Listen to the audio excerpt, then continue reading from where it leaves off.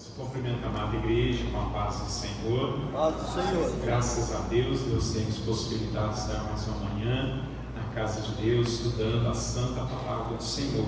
Amém. Eu tenho motivos de agradecer muito a Deus, porque Deus tem nos sustentado, colocado vida em nós, tem nos animado, nos fortalecido para cada manhã a gente estar na presença de Deus, vivendo na graça e vivendo a presença do nosso Senhor Jesus Cristo. Meus irmãos, nós estamos começando, como o nosso irmão já enfatizou aqui durante o louvor, nós estamos começando um novo trimestre na nossa lição, nas nossas revistas de Escola Bíblica Dominical. Nós vamos estar trabalhando esse primeiro trimestre de 2023 com um estudo sobre o livro O Evangelho de Marcos. Se você não tem a revista, procure adquirir, e se você não tiver, nós vamos estar indicando o texto para você estar lendo nessa manhã. Nossa revista ela traz um título geral por Evangelho de Marcos, o servo e a missão no serviço da obra de Deus. Nós vamos estar estudando ao longo de todo esse trimestre a pessoa de Jesus Cristo, como foi apresentado pelo apóstolo Marcos, o evangelista Marcos, João Marcos, e ele traz a pessoa de Jesus na forma de servo. Todos os capítulos do Evangelho de Marcos vai apresentar Jesus Cristo como servo. E aí nós vamos estar aprendendo em cada lição, a cada manhã de domingo, como que eram as características, quais foram as características de Jesus que Marcos viu e trouxe para nós. De antemão eu quero pedir aos irmãos que abram o seu coração. Procure abrir o seu coração, deixar o seu coração bem à vontade com cada coisa que for ministrada aqui a cada domingo, porque muitas das características que foram apresentadas por Marcos, nós, irmãos, não estamos muito habituados. Nós, talvez por força das pregações pós-modernistas, talvez por falta de aprofundarmos o nosso estudo na pessoa de Jesus Cristo, nós temos hoje uma visão um pouco distorcida do Jesus Cristo que nos é apresentado nos 4 evangelhos. E talvez o mais contundente, o que mais vai nos desafiar, seja esse Jesus apresentado por Marcos. Eu uso essa expressão, esse Jesus, só como força de expressão, porque esse Jesus, na verdade, não é esse Jesus, é o nosso Jesus, é o nosso Senhor, que nós conhecemos bem. Nós só precisamos ampliar a nossa visão e, acima de tudo, aceitar. O Evangelho de Marcos, nós precisamos ter um espírito de bom grado para ouvir e aprender, e também temos que ter um coração disposto para aceitar, tá certo? Hoje nós vamos estar estudando a lição número 2, vamos fazer a leitura introdutória aí do texto. O título da nossa lição hoje é Um Coração de Servo. Domingo passado nós teríamos que ter a lição número 1, não tivemos, por conta do feriado, da mudança de ano, mas nós vamos fazer um resumo aqui da lição 1 para os irmãos antes de entrarmos na 2. Nós vamos estudar hoje sobre os aspectos do coração de servo do nosso Senhor Jesus Cristo. O texto áureo, ele diz o seguinte: porque o Filho do Homem também não veio para ser servido, mas para servir e dar a sua vida em resgate de muitos. Marcos 10, 45. Esse texto 10, 45 de Marcos é o ápice da narrativa de João Marcos sobre Jesus Cristo na condição de servo. Verdade aplicada: precisamos atentar para Jesus Cristo como nosso exemplo maior de vida comprometida com o serviço conforme o plano divino. Objetivos da lição: destacar Jesus como servo enviado por Deus. Segundo, apresentar Jesus como servo exemplar. Terceiro, mostrar que devemos servir a Deus e ao nosso próximo. Glória a Deus. O texto de referência está em Marcos, capítulo 9, versículo 30 até o 35.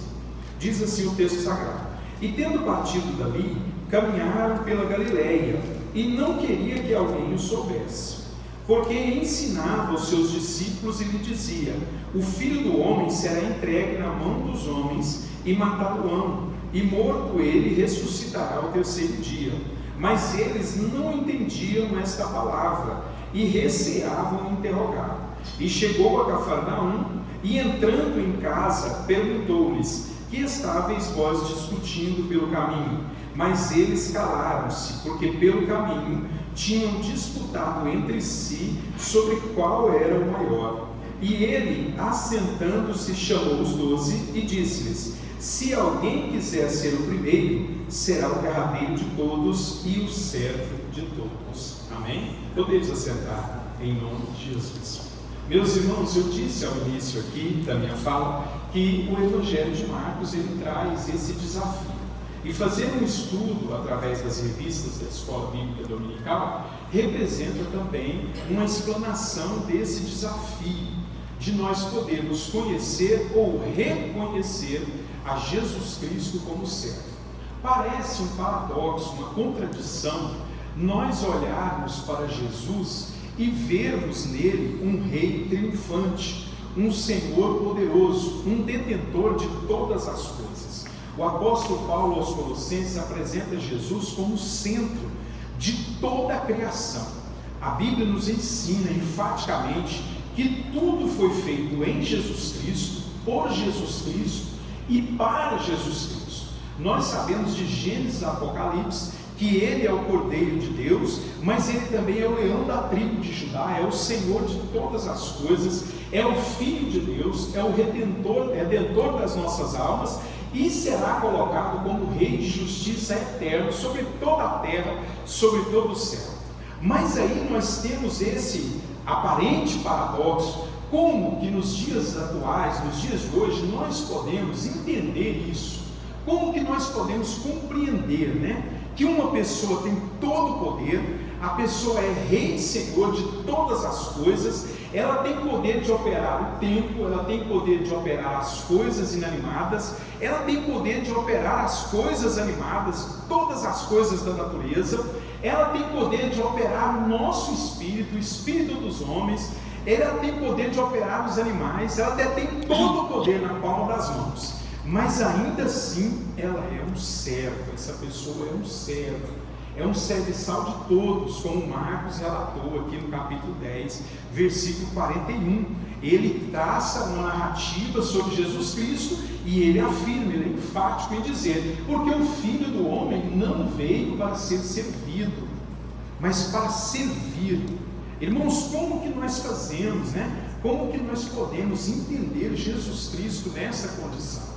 O Evangelho de Marcos, eu trouxe um resumo aqui sobre a pessoa de Marcos e sobre o Evangelho dele, os motivos, o porquê que Marcos escreveu esse Evangelho.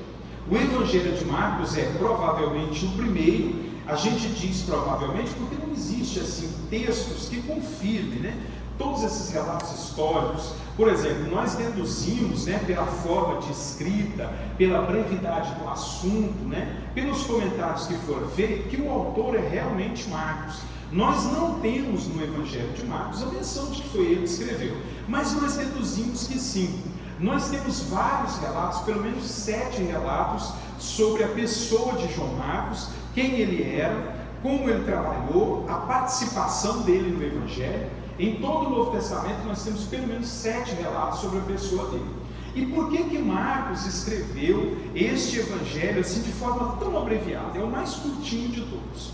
Ele é muito simples, enfático, e ele prioriza determinadas áreas da vida e do ministério de Jesus Cristo. Marcos escreveu esse Evangelho cerca de 55 até 70 depois de Cristo, provavelmente entre os anos 65 e 70. Os comentaristas e estudiosos creem que ele escreveu por esta época, porque não existe no relato de todos os capítulos do Evangelho de Marcos nenhuma menção à destruição de Jerusalém pelo Império Romano, pelo general Tito.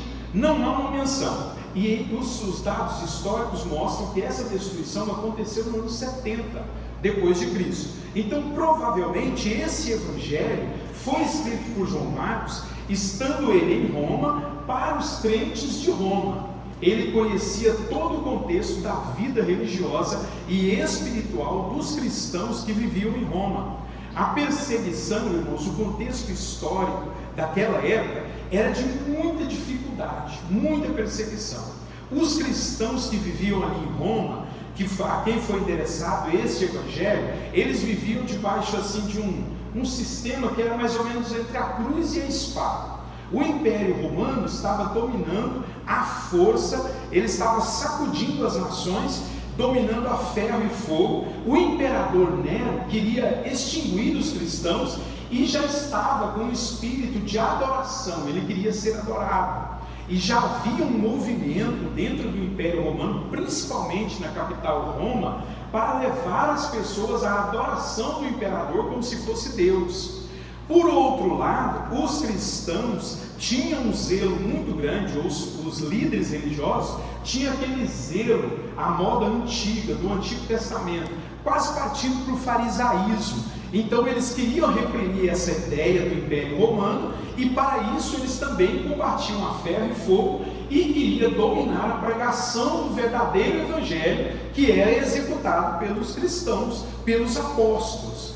E nesse contexto aí surgiu João Marcos, cuidadoso, preocupado com os cristãos verdadeiros. Veja, irmãos, que desde essa época já existia esse conflito entre a pregação verdadeira do Evangelho, a pregação clara, cristalina, que era feita pelos apóstolos, o sistema religioso que dominava naquela época, que imperava, e eles faziam muito meio assim a força e também a base da política, mas tinha os apóstolos, os evangelistas, que cuidavam dessa mensagem clara. Nesse contexto de ferro e fogo, João Marcos se preocupou com o quê?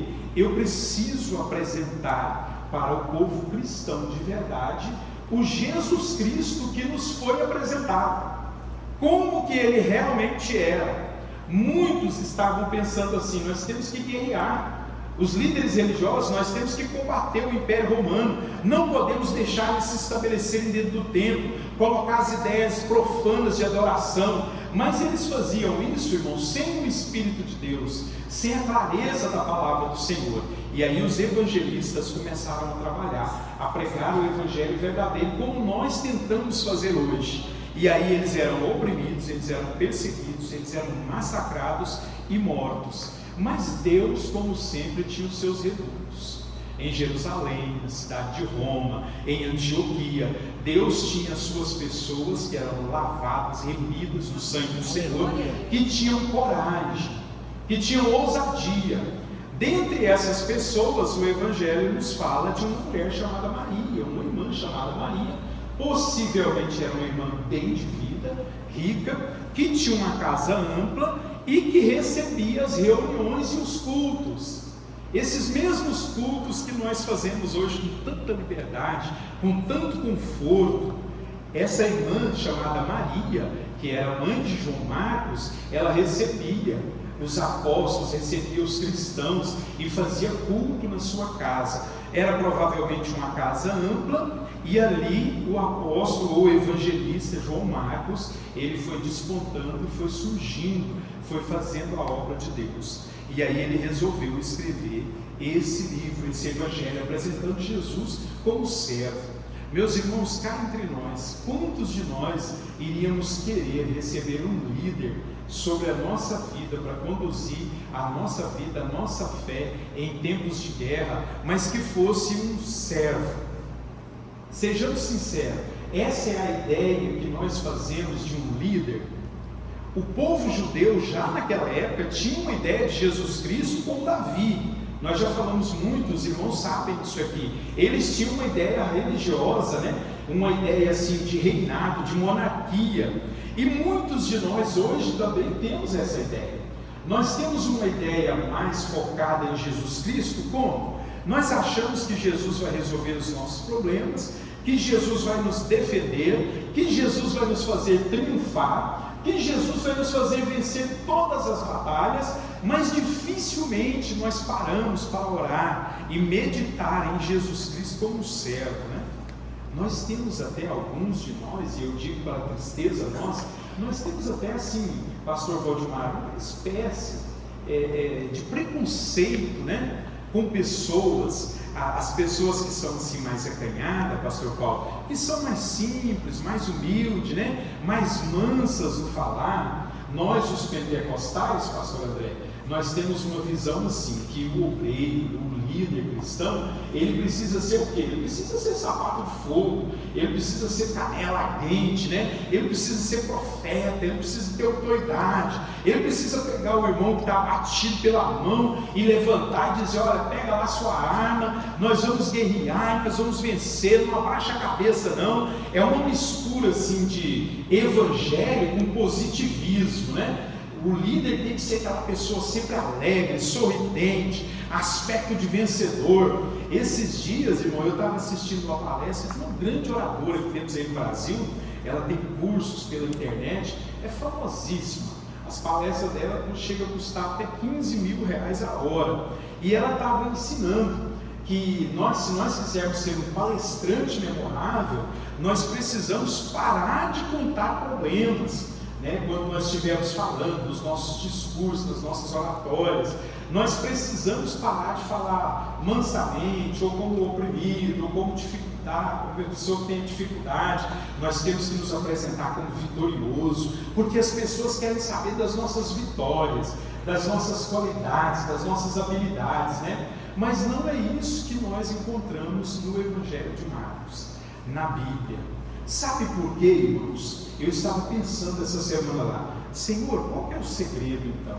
Porque a Bíblia nos ensina, e nós já aprendemos, e temos isso no nosso coração: Jesus é Senhor e Rei, e ponto final. Mas Jesus é Senhor e Rei como servo. Se lembram de Mateus 11, 28, onde ele diz: aprendei de mim que sou manso e humilde de coração. Jesus tinha em si a mansidão e a humildade. Ele era uma pessoa de fala baixa. Jesus não era um pregador pentecostal. O que é isso, pastor? O senhor está dizendo bobagem? Não, no sentido como nós entendemos o pentecostalismo hoje, não. Porque como é que nós entendemos o pentecostalismo hoje? Força, poder, autoridade. Nós chegamos arrebentando tudo, né? Tem pessoas que vêm nos visitar no culto pentecostal, que é bíblico, né? As pessoas até estranham, meu Deus, o que aconteceu? Eu não entendi nada o que aconteceu ali, né? Mas nós precisamos entender Jesus dentro desse aspecto.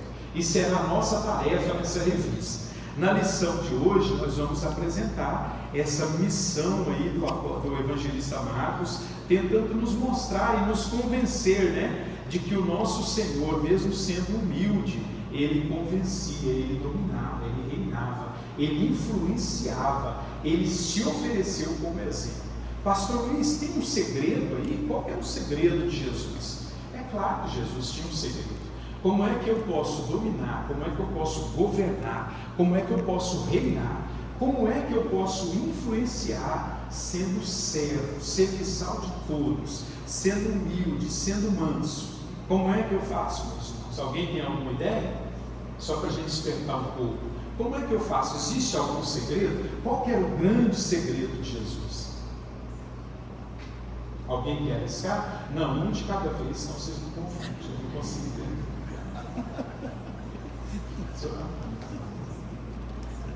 Qual que era o segredo, irmãos? Qual que era o segredo de Jesus? Como dominar sem usar força, sem usar autoridade? Como governar? Como passar essa segurança? Você teria coragem de seguir uma pessoa que está abatida, que fala manso, que fala baixo, que não se impõe, que espera os outros falarem? Que quando um subalterno seu, como Pedro, pede a palavra, ele se cala, deixa Pedro falar? Existe algum segredo? Oi? O Espírito. O segredo de Jesus é o Espírito Santo. O Espírito Santo é quem traz o poder, quem manifesta o poder.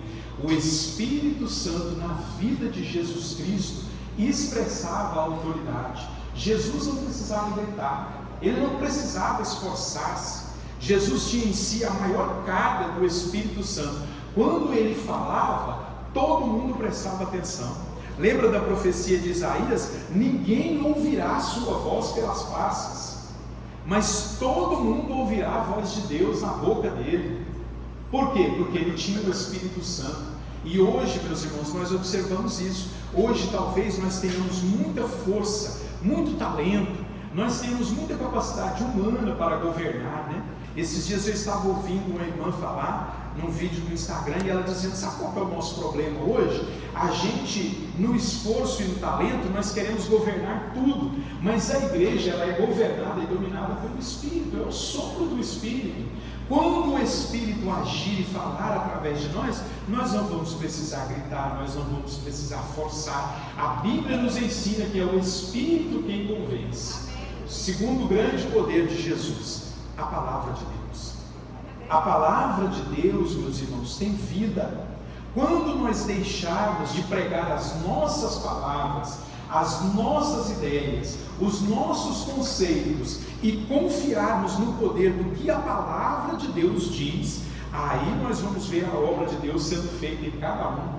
Meus irmãos, uma palavra de Deus, da parte de Deus, na boca de qualquer um, não importa se ele é intrépido, ousado como Pedro, ou simples e humilde como Barnabé, silencioso como Jesus, amável, meigo, a palavra de Deus vai surtir grande efeito na vida daquele que ouvir. Então, que nós possamos já começar aprendendo isso aqui nas nossas lições, né, ao longo de todos esses domingos. O tópico 1, ele diz o seguinte: Jesus, o servo enviado por Deus.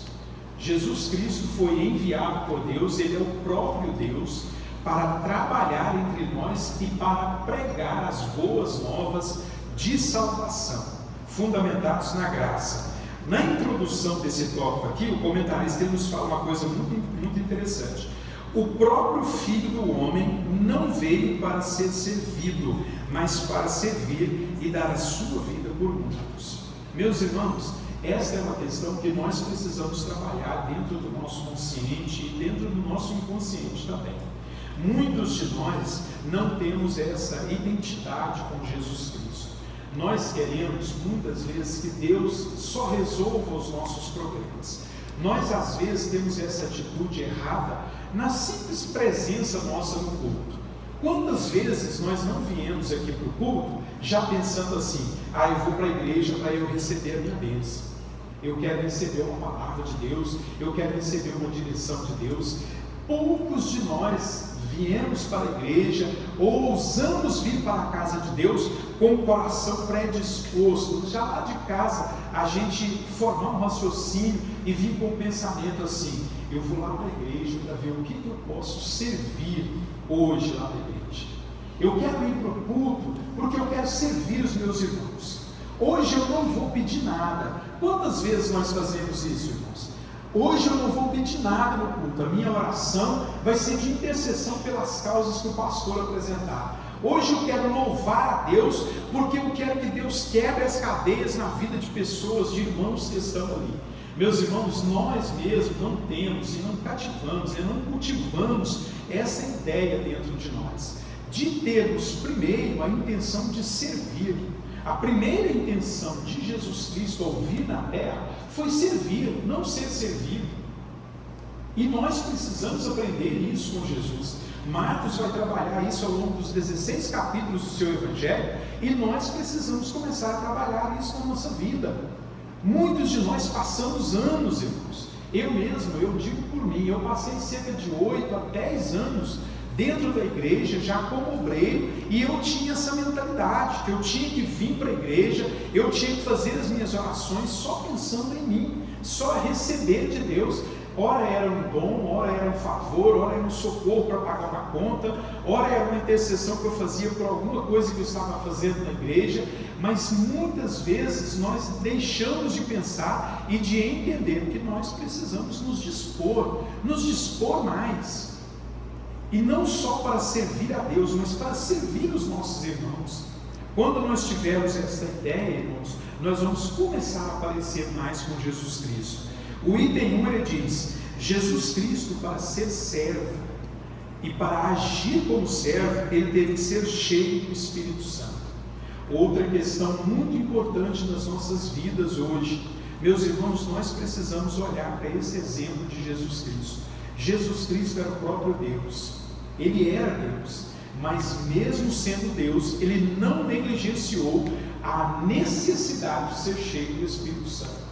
Pastor Luiz, como é que eu vou conseguir ser servo? porque eu sou uma pessoa de temperamento forte, eu sou meio arrogante. Eu tenho assim uma chamada natural para ser líder, para dominar, para governar. Eu tenho grandes dificuldades para ser servo. Meu irmão, comece sendo cheio do Espírito Santo. Procure encher-se do Espírito Santo. Existem coisas na nossa vida e no nosso ser que nós não conseguimos transformar, não conseguimos mudar, a não ser pela ação poderosa do Espírito de Deus. Nós precisamos nos dias de hoje, mais do que nunca, em dias de grandes treinamentos, onde as pessoas são treinadas, às vezes até sem perceber, para serem poderosas, para serem senhoras de si, Eu estou lendo um livro agora, lá em casa, eu adquiri esses dias, porque eu vi uma matéria na internet sobre esse autor, e ele fala sobre a inteligência emocional. Eu comprei um livro dele, um livro enorme, lá, a teoria dele é gigantesca, mas é um livro assim que eu já estou observando, eu li as primeiras páginas, eu estou observando assim, que ele está tratando de resgatar as forças que nós temos, as habilidades que nós temos dentro de nós, e fazer de nós senhores das nossas emoções, Senhor de nós mesmos. Então a sociedade, ela trabalha para isso. Nós vivemos num contexto hoje onde nós somos ensinados a ser senhores, e aí ele avança no estudo dele lá e vai nos mostrando que depois de nós aprendermos a nos assenhorar das nossas emoções, nós aprendemos a nos assenhorar das emoções dos irmãos, das pessoas. Então veja, o treinamento do mundo hoje é para que nós dominemos, para que nós lideremos, mas a palavra de Deus nos treina a buscarmos o Espírito Santo de Deus. Pastor Luiz, se eu me tornar um servo, se eu me tornar essa pessoa humilde, de fala mansa, eu não vou perder o meu domínio, o meu controle? Não, só se você perder a sua comunhão e a sua intimidade com o Espírito Santo. Enquanto você tiver o Espírito Santo, você não vai precisar soltar as suas garras, como um tigre que fica com as garras sempre encolhidas, mas na hora de atacar a caça ele abre aquelas hormonas, Muitos de nós somos assim, Eu mesmo, de temperamento sanguíneo, um pouco colérico, irmãos, eu sempre fui assim.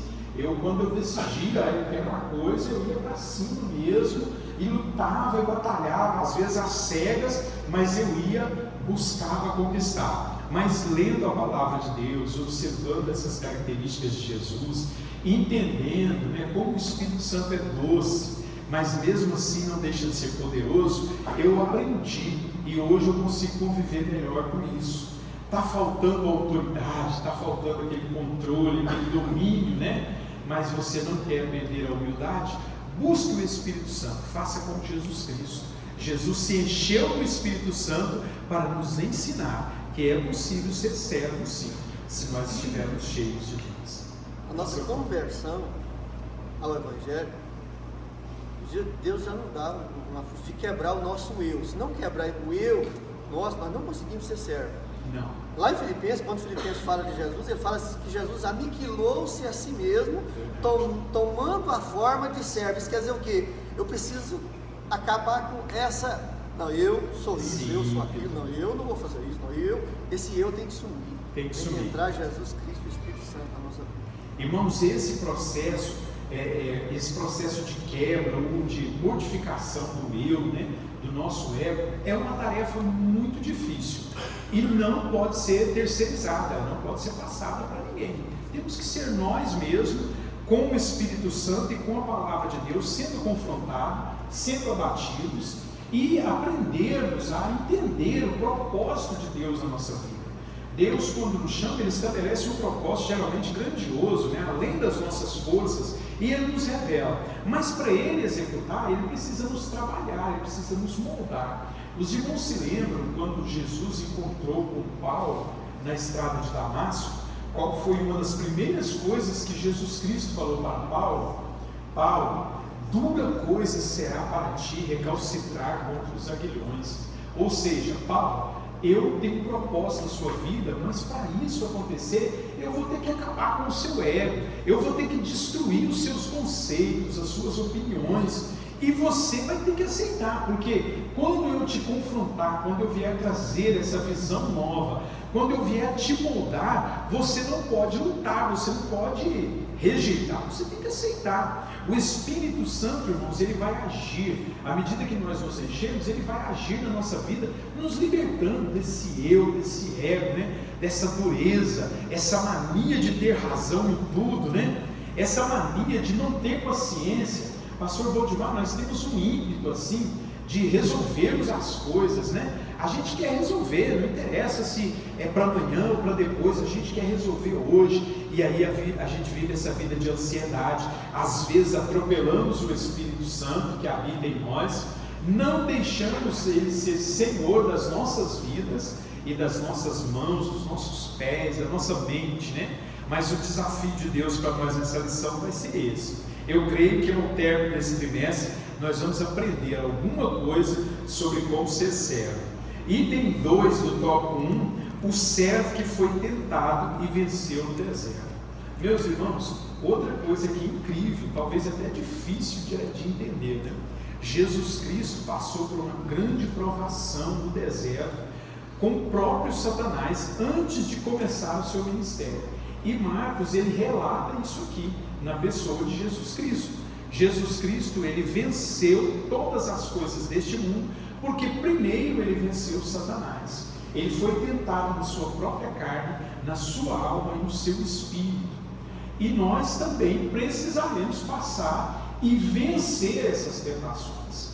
Eu tenho um estudo lá em casa, meus irmãos, que eu estou fazendo ele já há mais de 10 anos, sobre como nós podemos vencer as tentações, baseado nessa passagem de Jesus Cristo, como Jesus venceu as tentações. Muitas pessoas hoje, elas ficam afadigadas e acabam até cedendo, né, às tentações que vêm sobre a sua vida. Meus irmãos, as tentações, nesse estudo meu, eu defino lá, através de um período extenso de leitura, de estudo de textos do Antigo Testamento e do Novo, eu defino que existe pelo menos 5 formas de tentações em toda a nossa vida, e nós vamos ter que superar todas elas. Nós já ouvimos muitas vezes pessoas, pregadores, dizer aqui sobre o púlpito, e nós temos esse conceito, que a tentação em si, ela não é um pecado. Meus irmãos, mas nós precisamos entender o seguinte, que a tentação, ela só não é um pecado no sentido físico. Eu sou tentado nas emoções, no espírito, na minha mente, e aí quando eu transfiro essa tentação para um ato, aí ela se transforma em pecado, mas o pecado em atos. Agora nós precisamos tomar cuidado com a tentação, na esfera do espírito. Por que nós temos que tomar cuidado com ela na esfera do espírito? Porque na esfera do espírito, você pode cometer um pecado assim, no estalar de Deus. Então a tentação pode virar um pecado espiritual contra Deus, ou contra o seu irmão, se você pensar ou desejar alguma coisa de forma ilícita. A tentação já não é mais tentação e é um pecado praticado no espírito. E Jesus Cristo nos deu prova de que é possível vencermos tudo isso. Nessa passagem aqui, que ele foi tentado pelo próprio Satanás, e nós devemos pensar e refletir sobre isso, porque muitos de nós ignoramos, né? Nós temos uma mentalidade aí pós-modernista, que alguns de nós nem cremos muito em Satanás. Os irmãos já observaram aqui, eu vou dizer aqui pela escola bíblica, ou através da escola bíblica, aqui pela nossa igreja mesmo, os irmãos já observaram como se fala muito pouco em Satanás, e se fala muito pouco nas armas de Satanás, na forma como Satanás luta. Os irmãos já pararam para pensar? Um dia eu ouvi um pastor falar uma coisa, eu fiquei intrigado com ele, mas depois eu fui analisar e é verdade. Os irmãos já pararam para pensar que muitos de nós podemos, achando que estamos servindo a Deus, podemos estar servindo a uma trajetória ou um projeto do maligno, do próprio Satanás. A Bíblia nos ensina que existe uma falsa sabedoria, existe um plano de governo, um plano de conduta, um raio de ação que Satanás desenvolve no meio da população mundial e no meio dos homens. Você já parou para pensar que você pode estar sendo levado, talvez, por algum pensamento maligno? O apóstolo Paulo mesmo, o apóstolo Pedro, João, ele nos advertiu que existe a doutrina de homens e as doutrinas de demônios. E hoje, meus irmãos, eu vejo com grande preocupação uma coisa que eu tenho notado muito, assim, de forma mais clara, aqui em Goiás, nas igrejas aqui em Goiânia. Meus irmãos, os irmãos já observaram como existe assim um enxerto, é só rateio, mas ele existe. Quando os nossos pregadores vêm, os pregadores de fora, as pregadoras, eu tenho visto muito na voz das pregadoras, né, as mulheres que pregam o Evangelho, que vêm dar palestra, hoje as que estão mais famosas no meio evangélico, pentecostal, um grande enxerto, pastor André, e eu vejo com muita preocupação da psicologia, da psiquiatria, de conselhos, assim, de conceitos. Nós temos esse enxerto hoje no meio da palavra de Deus. Nós temos, eu já vi pregadores aqui no nosso culto, que nós convidamos, que nós trouxemos. Eu sentadinho ali, analisando toda a mensagem, a palestra que a pessoa trouxe, e mais da metade do conteúdo da palestra, do estudo do pregador ou da pregadora, era psicologia. Não era teologia e nem teologia bíblica, fundamentada na palavra de Deus. Por quê, irmãos? Porque hoje as nossas mensagens, os pregadores estão muito preocupados em agradar a igreja, em orientar a igreja a andar em vitória, em triunfo. Mas quando nós olhamos para a palavra de Deus, nós observamos outra coisa. O servo de Deus, a igreja de Deus, tem que andar movida pelo Espírito, orientada pela palavra, porque senão nós não conseguimos cumprir o que Jesus nos ensinou. Por exemplo, Jesus agindo aqui como servo. Você se acha hoje, por exemplo, se eu perguntar para você, você se identifica como servo?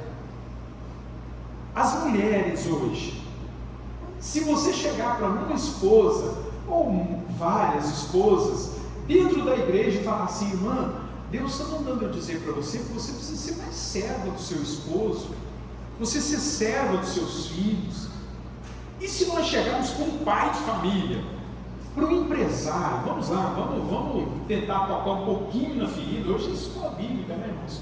Se nós chegarmos para um empresário aqui da nossa igreja, um homem bem sucedido, que tem esse porte aí daqueles rally que tem lá, né, dos empresários, tem um programa aí, né, como é que chama? Eu não sei o nome desse grande empresário que tem aí, e ele ensina os empresários a competir mesmo, a destruir o adversário, a arrancar, conquistar a vaga dele, a ser um dominante, né, a ser uma pessoa bem sucedida, a força ou no talento. Eu pergunto para você, você marido, você que é um empresário, que é um chefe, que é uma pessoa bem sucedida, você se acha um servo? Você já se viu assim? Você consegue se conceituar assim? Você tem sido um servo para a sua esposa? Você tem sido um servo para o seu pai, para a sua mãe? Você tem sido um servo para a igreja? Porque o servo, irmãos, é aquele que serve voluntariamente, que se submete, que se coloca debaixo do jugo, que aceita ordens, que aceita ditames. Você tem se visto? Eu quero que você reflita sobre isso, porque eu tenho refletido com isso, e principalmente no preparo dessa lição, eu tenho pensado sobre isso. Será que essa é a nossa visão? Jesus Cristo nos dá esse exemplo, e isso pode se apresentar em forma de tentação para muitos de nós. Nesse estudo, pastor Valdemar, eu trago esse ponto. Muitas pessoas não vêem certas coisas na sua vida como tentação. Quando nós falamos de tentação, a gente já imagina logo, né? É o sexo oposto. Nós temos que tomar cuidado com o sexo oposto, com as lascívias. Meus irmãos, Jesus Cristo não foi tentado só com isso. Jesus Cristo foi tentado com várias coisas. E nós também estamos cercados por isso. Uma das tentações que Satanás propôs para Jesus aqui foi o poder de governar, o poder político, da forma dos homens, não da forma de Deus. Terceiro item do tópico 1, o servo perseverante na oração. Jesus Cristo, como servo, ele entendia que era necessário batalhar em oração, lutar em oração. Você não tem na sua revista aí no item 3, mas eu tenho na minha aqui, de professor, eu vou ler para você.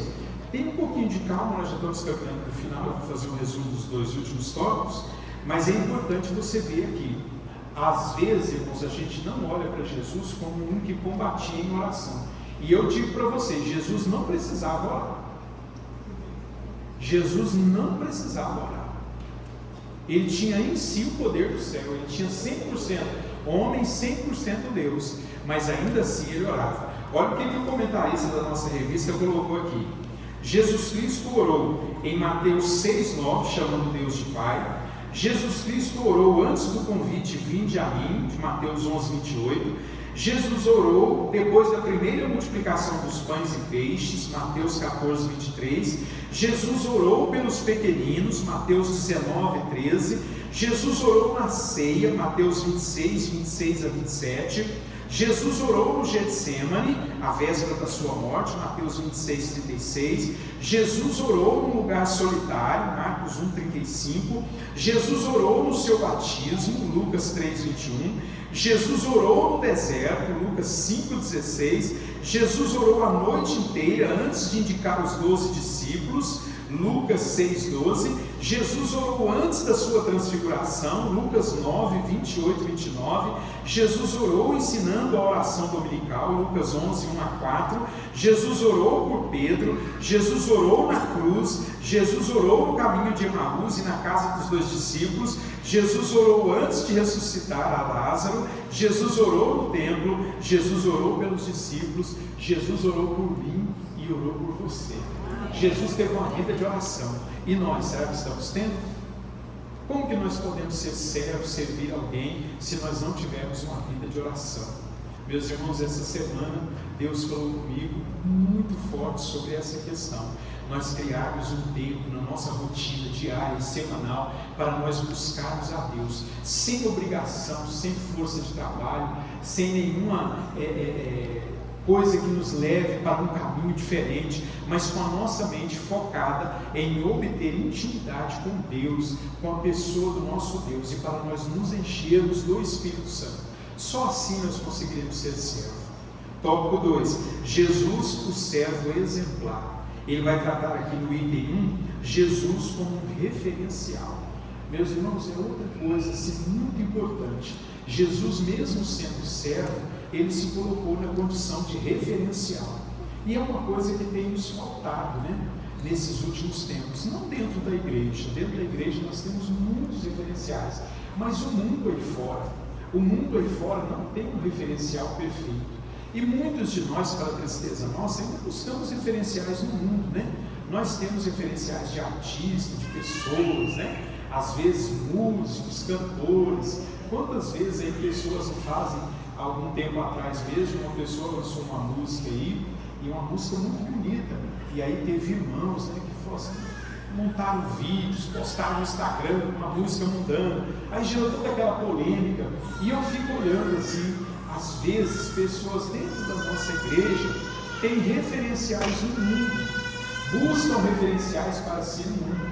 Nós temos um caso recente aí dessa cantora, Priscila Alcântara, que estava dentro da nossa igreja, pregava o evangelho e se colocava na frente de batalha, discursava sobre assuntos que muitas vezes a gente via que nem ela conhecia, e hoje ela está no mundo, servindo ao mundo com gosto mesmo, com gás, Essa semana eu assisti um vídeo dela, um cristão postou um vídeo dela lá cantando numa igreja, e ela saudou a igreja, pelo jeito é uma igreja, nem sei se é conhecida essa denominação, ela saudou a igreja zombando e escarnecendo da igreja, dizendo que ela mesma não esperava mais ser convidada para a igreja nenhuma, mas que aquela igreja teve coragem de convidar ela para cantar.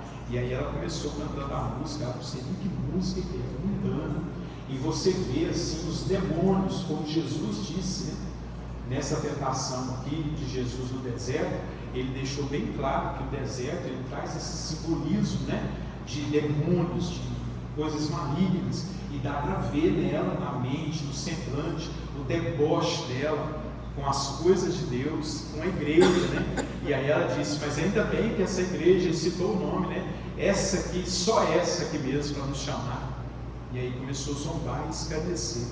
Meus irmãos, esse é um ponto muito sério da nossa vida. Nós precisamos tomar muito cuidado. Nesses dias de hoje, eu converso muito com a minha filha Beatriz, com o meu filho Samuel, com a minha esposa. Nós precisamos tomar cuidado com os referenciais que nós tomamos para a nossa vida. Os ícones que nós destacamos, né, e elegemos. Não, essa pessoa é a pessoa que eu quero seguir. Quantos de nós não estamos seguindo pessoas do mundo, pessoas que não têm o Espírito de Deus, pessoas que são cheias de arrogância? Pastor André, uma coisa que me chama a atenção nos vídeos do Instagram é a arrogância, a petulância. Parece que cada vídeo daquele é feito assim, a ideia deles é de lacrar, né? É curtinho, breve, mas é com o melhor que eles acham ter, né? Mas ali todos estão revestidos de uma arrogância, de uma petulância. É como se eles dissessem: olha, eu sei o que é certo, eu tenho o melhor, eu sou o melhor, né? E aí traz todo aquele lixo, aquela podridão. E muitos cristãos estão seguindo essas pessoas. Tem ímpios como ícone. Mas Marcos, ele apresenta Jesus aqui como sendo o nosso referencial. Jesus é o nosso ícone eterno, máximo. É Ele que nós temos que seguir.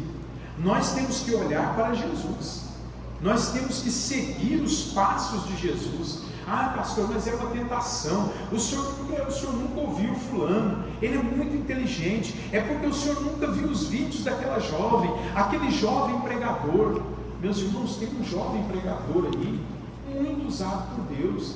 Ele era muito usado por Deus. Eu segui os vídeos dele, não vou dizer o nome aqui, por uma questão de ética, porque eu creio que ele está passando ou vivendo é um tempo. Deus vai trabalhar na vida dele. Ele tem um grande chamado, ele trazia as palavras, as pregações dele, mas hoje ele está dando palestra. Ele misturou o coach com mensagem do Evangelho e ele tem inúmeros seguidores. E eu fico ouvindo, todos os dias eu ponho um videozinho dele lá e fico ouvindo, prestando atenção no teor da palavra, como que ele está conduzindo as pessoas, porque é uma multidão que segue ele. E aí eu vejo com grande tristeza que muitas vezes as pessoas não querem seguir a este Jesus que está aqui. Eu tenho certeza que para muitos de nós, eu tenho certeza, eu falo pelo Espírito, irmãos, e eu tenho provas disso, porque uma das formas de nós provarmos como anda o coração das pessoas é uma aula como essa, onde nós estamos procurando apresentar Jesus como servo, trazer essa realidade. Mas como é que nós agimos ou reagimos a isso? Nós temos um grande descontentamento, porque não é assim que nós estamos sendo discipulados. Não é assim que nós estamos sendo discipulados. Mas a palavra de Deus nos apresenta Jesus assim.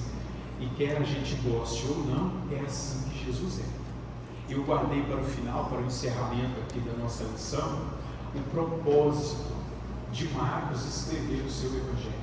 Você sabe por que Marcos escreveu o seu Evangelho, apresentando Jesus Cristo como servo, como exemplo, como uma pessoa que se submeteu à vontade de Deus, que viveu uma vida de submissão, mesmo quando Deus falou para ele o contrário do que ele queria, ele se submeteu em obediência e atendeu à vontade de Deus. Você sabe qual é o propósito de Marcos ao escrever o Evangelho dele? Sabe por quê, irmãos? Uma coisa que ninguém quer saber, nenhum de nós queremos saber e nem queremos ouvir mais. E eu acho que alguns irmãos nem querem ouvir mais pela boca do pastor Luiz. Eu anotei aqui o propósito, por que Marcos escreveu. Eu vou ler para você como eu anotei aqui, onde eu encontrei. O propósito da escrita do Evangelho de Marcos. Marcos escreveu o seu Evangelho para os crentes de Roma, que estavam sendo oprimidos e mortos pelo imperador Nero. Como um dos líderes da igreja cristã em Roma, ele foi inspirado por Deus a escrever o seu Evangelho para animar e fortalecer os discípulos de Cristo a continuarem servindo mesmo debaixo de grande sofrimento, dando a eles o exemplo de Cristo, que serviu tanto aos homens como a Deus. Assim, através desse Evangelho, ele fortaleceria as bases da fé dos cristãos de Roma e prepararia cada um deles profeticamente para todo o sofrimento que estava por vir. Deus já havia revelado para Marcos o sofrimento que viria sobre Jerusalém, que viria sobre os cristãos, e ele estava tentando preparar os cristãos. E aí o que ele teve a ideia? Eu vou mostrar Jesus Cristo para esses cristãos, porque senão eles vão se rebelar contra Roma e vão se levantar, não vai aceitar o jugo, mas não é isso que Deus quer dele. Meus irmãos, eu estou vendo isso que acontecia nessa época, acontecendo hoje. Os irmãos observaram o espírito de rebeldia. Preste bem atenção no que eu vou dizer. O espírito sutil de rebeldia que brotou no coração da igreja evangélica brasileira nos últimos meses, com essa questão das eleições que nós tivemos aí. Os irmãos viram como vários irmãos, várias igrejas, vários pastoras pegaram o microfone para incentivar a igreja a lutar contra esse quadro político com as forças humanas. Os irmãos viram como muitos de nós fomos levados a isso. Nós temos que competir, nós temos que colocar esse presidente, nós não podemos deixar o outro se instalar. Meus irmãos, os irmãos prestaram atenção qual era o quadro político de Roma, de Jerusalém, da Palestina, na época do Evangelho de Marcos, e como que a igreja estava se postando, e como que os evangelistas estavam ensinando a igreja a se postar. Nós andamos pela fé, nós nos guiamos pelo Espírito, pelo poder da palavra. Nós não guerreamos com as milícias humanas, com as armas carnais. Meus irmãos, não somos nós quem tiramos e colocamos, não somos nós quem determinamos os governantes, não somos nós quem determinamos a liderança. Nós nos enchemos de Deus, nos guiamos pela palavra e triunfamos mesmo em meio aos governos, às opressões, às lutas, às dificuldades. Nós vamos triunfar. Governos passarão, líderes virão e passarão, morrerão, mas a igreja do Senhor, ela segue triunfante, e nós só podemos seguir triunfante se nós não formos para esta frente humana de batalha, mas ficarmos na retaguarda, cheios do Espírito, em posse da palavra e confiando no nosso general, porque ele vai nos dar vitória sobre todas as coisas. Mesmo que sejamos simples, mesmo que sejamos mansos, mesmo que sejamos humildes, Deus nos dará vitória. Amém? Que Deus abençoe os irmãos, em nome de Jesus, e que o Espírito Santo esclareça mais o coração de cada um. Amém. Deus abençoe.